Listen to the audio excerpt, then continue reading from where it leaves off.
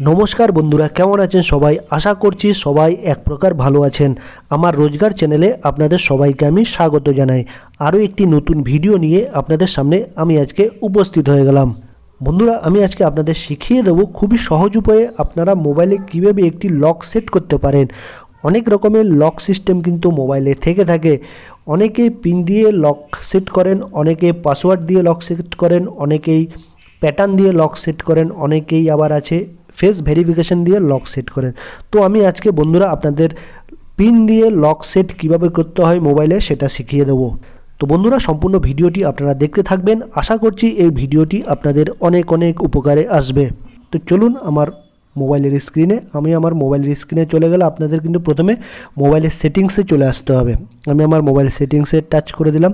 তারপর এরকম একটা ইন্টারফেস চলে আসবে। স্ক্রল করতে করতে আপনাদের কিন্তু নিচের দিকে চলে আসতে হবে। এক এক মোবাইলের সেটিংস কিন্তু এক এক রকম থাকে। এটা রেডমির মোবাইল যেহেতু, সেই জন্য এরকম দেখাচ্ছে। আপনাদের এরকম একটা ইন্টারফেস দেখা যাবে, পাসওয়ার্ড অ্যান্ড সিকিউরিটি, যদি রেডমির মোবাইল হয়ে থাকে।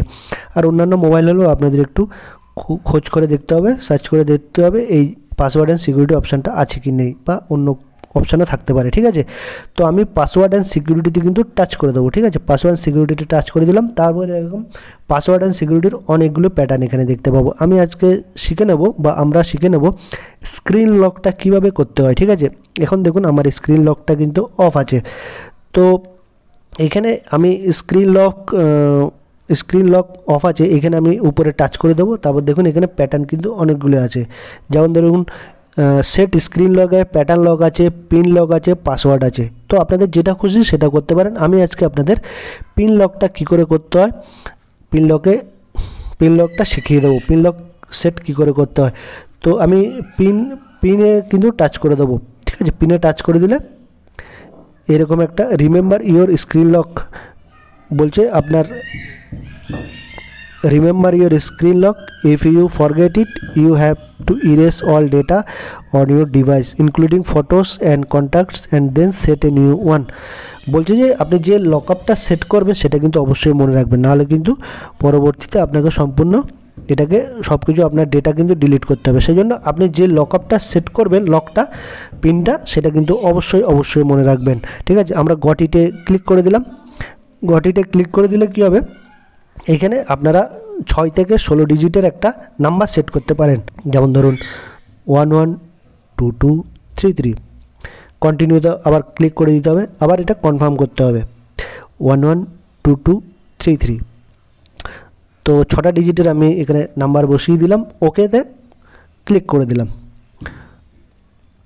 ওকেতে ক্লিক করে দিলে এরা বলছে অ্যাড ফিঙ্গারপ্রিন্ট কিন্তু আপনারা অ্যাড করতে পারেন। আপনাদের যদি ফিঙ্গারপ্রিন্ট অ্যাড করতে চান সেটাও করতে পারেন। আমার ফিঙ্গারপ্রিন্ট এখন দরকার নেই, সেই জন্য আমি ক্যান্সেলে ক্লিক করে দেবো। তারপর এইটা কিন্তু অন হয়ে গেল, স্ক্রিন লক দেখুন অন হয়ে গেল। এবার কিন্তু আপনারা যখনই আপনাদের মোবাইলটা খুলতে চাইবেন বা ওপেন করতে চাইবেন, আপনাদের এই পিন নাম্বারটা দিয়ে কিন্তু আপনাদের স্ক্রিনটাকে ওপেন করতে হবে। ঠিক আছে, এইভাবে আপনাদের মোবাইলটাকে অটোমেটিক কিন্তু লক হয়ে যাবে। আর আপনাদের যখন স্ক্রিনটা ওপেন করতে হবে তখন এই কোডটা দিয়ে কিন্তু আপনাদের খুলতে হবে।